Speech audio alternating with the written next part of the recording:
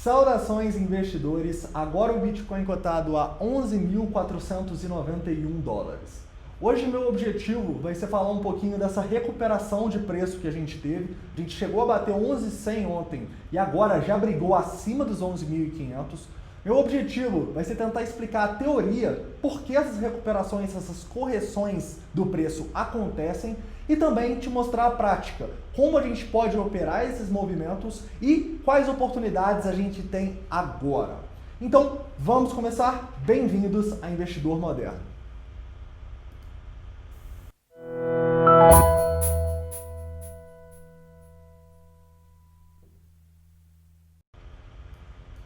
Investidores, eu vou começar aqui no 4 horas da BitMEX para relembrar a situação técnica para vocês, até chegar no curto prazo, nos 5 minutos, para a gente estudar algumas possibilidades no Price Action.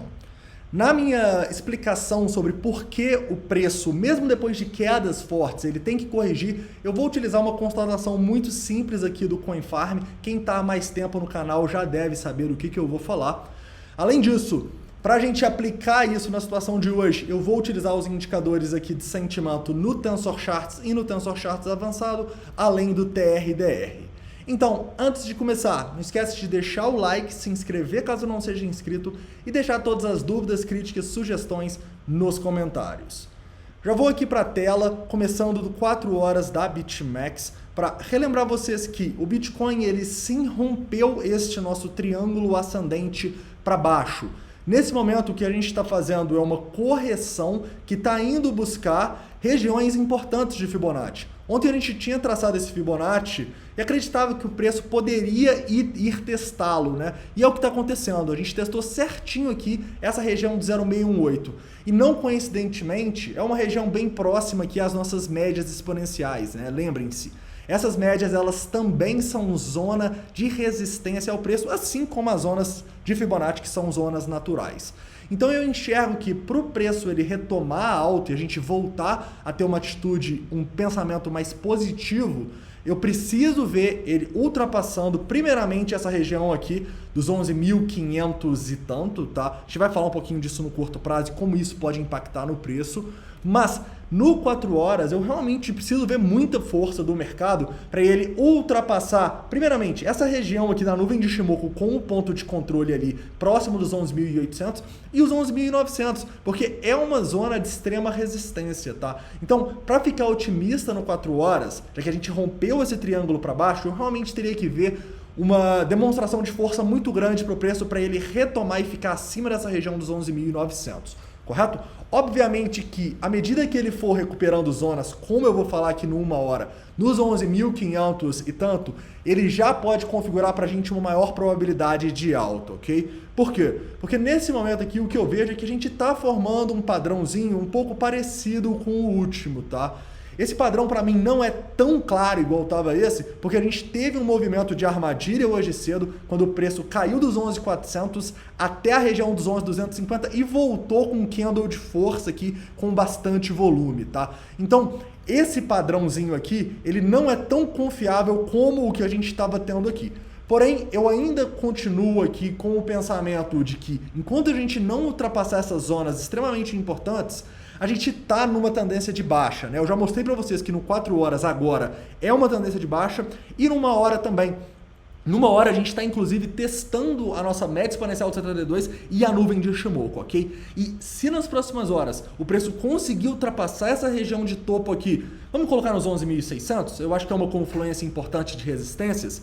Se ele conseguir ultrapassar esses 11.600, ele estaria ultrapassando as médias, a nuvem de Ishimoku no 1 hora e também rompendo para cima essa bandeira ou essa bearish rising wedge, o que for. O que seria aí um argumento bem bullish para o preço continuar subindo e testar esses topos ali mais próximos aos 11.900, ok? Então, eu realmente acho que os ursos ainda estão no controle desse mercado, mas caso eles percam essa região de topo aqui em 11.600, isso pode se inverter, ok? Então, atenção nessa resistência aqui no curto prazo. Se eu olhar nos 5 minutos aqui, falando um pouco do Price Action aqui, eu posso ver que o preço, ele deixou uma armadilha aqui nessa região, uns 11.550, estava tentando cair aqui, parou nos 11.440, então a gente tem um range bem importante nessa região agora, tá?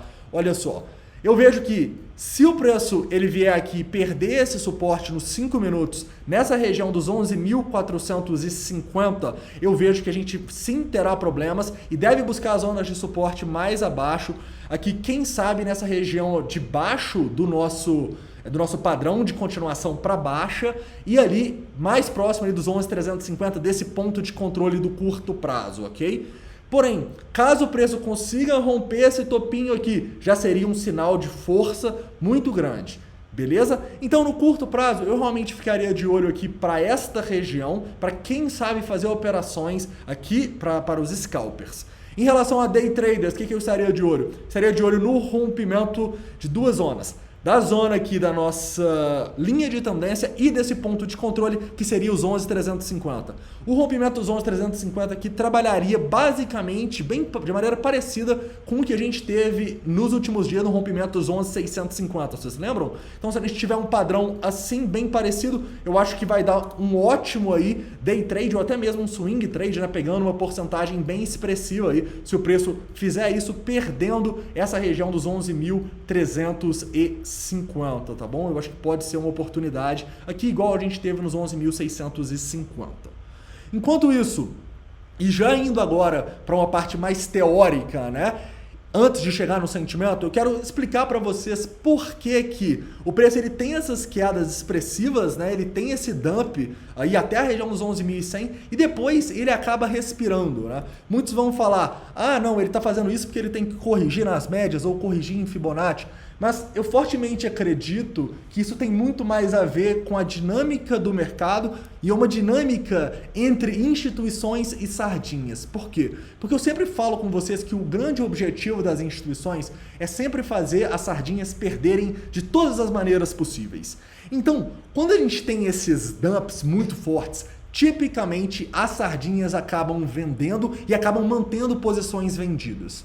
Ontem, por exemplo, quando a gente estava lá no 11.100, a porcentagem de shorts nas últimas 24 horas estava beirando 55%. Né? E reparem que durante a manhã de hoje, antes do Bitcoin pumpar, a gente continuava com uma grande predominância de venda. E quando a gente tem uma grande predominância de venda, investidores, o que isso quer dizer? Isso quer dizer que é uma oportunidade para as instituições mandarem o mercado para o outro lado para fazer o famoso squeeze, que é simplesmente colocar pressão nesses shorts aqui para eles serem estopados e liquidados ou desistirem das posições. Porque as instituições, elas precisam, em todo momento, fazer as pessoas acreditarem que agora a gente vai ter uma alta, numa correção, né? Ou até mesmo estopar e liquidar essas pessoas. Então, as sardinhas acabam cometendo esses erros, que basicamente é estopada, é liquidada ou acaba acreditando que uma correção, igual a gente teve aqui nos 11.850, é, na verdade, uma reversão que o preço vai voltar a subir. Nesse momento, eu continuo acreditando que a maior probabilidade é isso aqui ser uma correção, tá? Mas se a gente romper os 11.600, a gente pode sim ter uma baguncinha nessas probabilidades e para mim uma reversão mesmo seria somente num rompimento dessa região dos 11.900. Tá bom? Falando um pouco mais do curto prazo agora, olhando onde as instituições estão posicionadas e onde a gente também consegue enxergar que pessoas ficaram presas. Caras, claramente a gente tem uma grande predominância de ordens vendedoras aqui no book, né? Na verdade, nas últimas horas a gente está tendo essa predominância e os únicos momentos que a gente não teve são esses momentos de fundo.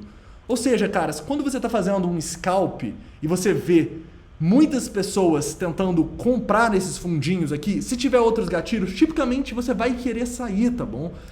Esse é um grande indicador para te mostrar que não está sendo uma boa relação risco-retorno você shortar aqui quando tem muita gente no book querendo comprar. Então, nesse momento, eu vejo claramente o book carregado e mais do que isso. Se eu voltar um pouquinho aqui no tempo, quero que vocês percebam onde a maioria das pessoas ficaram presas. E tipicamente a gente vai ver isso num ponto que tem um aumento no Open Interest. Eu vejo um aumento no Open Interest significativo, tá bom? Um aumento aqui de 13% ou cerca aí de quase 5 mil bitcoins presos nessa região entre os 11.670, 11.700, vamos colocar aqui, e os 11.500. 500, tá bom? É uma região onde eu tenho certeza que muitas pessoas estão presas em longs. Como que eu tenho certeza disso? Porque eu vejo aqui embaixo que o long short ratio aumentou nessa região, correto? Então, eu sei que aqui tem muitas pessoas presas e se o preço voltar nessa região, há uma boa probabilidade dessas pessoas tentarem sair no lucrinho ou no 0 a 0, dessa maneira não deixando o preço se recuperar. É o que a gente tem aqui, né, nesse primeiro topo em 11.550 e que eu acho que tem uma boa probabilidade de ser um topo global, mas é o que a gente pode ter de novo em testes acima aqui. Então, nesse momento, eu também estaria de olho para shorts com gatilho nessa região aqui entre os 11.500 e os 11.700. Rompendo os 11.700, eu realmente já vou ficar bem mais neutro no mercado e aí eu não vou querer abrir posições de short nem de long. Vou esperar para ver se a gente vai ter força para romper a região mais importante no 4 horas, que é os 11.900. Beleza? Aqui nesse momento eu ainda encaro a gente uma possibilidade aqui de uma maior probabilidade de baixa, que será revertida aí pelo menos para uma neutralidade se a gente perder essa zona onde as pessoas estão presas. Beleza? Continuando aqui e falando, unindo agora um pouco da teoria e da prática nos indicadores aqui do Tensor Charts. Caras, acabei de falar com vocês que as instituições, quando elas veem muitas pessoas em short, elas têm que mandar, elas não têm, mas elas têm aí uma boa liquidez no mercado para mandar ele contra essas pessoas. Para quê? Para estopar e liquidar essas pessoas. E olha só que interessante.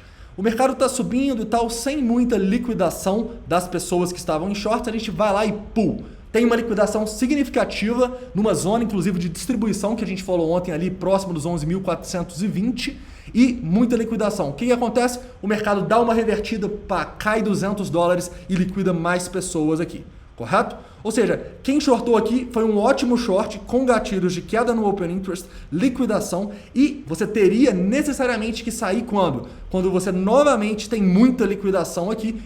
E, além disso, né, você conseguia ver no book aqui uma grande predominância de ordens compradoras. Então, era um scalp muito claro aí, quem conseguiu pegar, parabéns. Detalhe, depois dessa acumulação que a gente teve, o mercado continua subindo e vai novamente para estopar e liquidar mais pessoas. Então, as instituições, na minha opinião, elas conseguiram sim o objetivo delas, que é estopar, olha o Open Interest despencando aqui nessa região até os 11.500 e liquidar. A gente tem bastante liquidação aqui das pessoas que estavam em short. Então, para mim, já faz sentido acreditar que a nossa correção pode ter terminado e se a gente conseguir ultrapassar essa zona aqui, seria realmente uma demonstração de força muito grande e uma demonstração que o preço pode continuar subindo, tá bom? Porque a gente já tem aqui muitas ordens tentando fazer o preço cair, já temos queda no Open Interest, já temos liquidação. Então é sim um sinal de que a gente pode ter chegado num topo, beleza? Então, continuando aqui, caras, indo para o Tensor Charts avançado. Eu também consigo ver uma predominância de ordens nessa região aqui entre os 11.570 e os 11.700. Estão vendo que estão cheias de ordens aqui? Então eu realmente acredito que se o preço voltar aqui de novo, pode ser uma oportunidade para a gente pensar em operações de short desde que haja os gatilhos, desde que haja liquidação e queda no Open Interest. Beleza, investidores? Quem quer operar a favor aí de uma tendência, eu realmente estaria de olho nesse momento para o curto prazo aqui nos 5 minutos e um rompimento confirmado dessa região dos 11.450, tá? Aí sim dá para pegar um scalpzinho aqui a favor dessa tendência no 1 hora e no 4 horas. Beleza?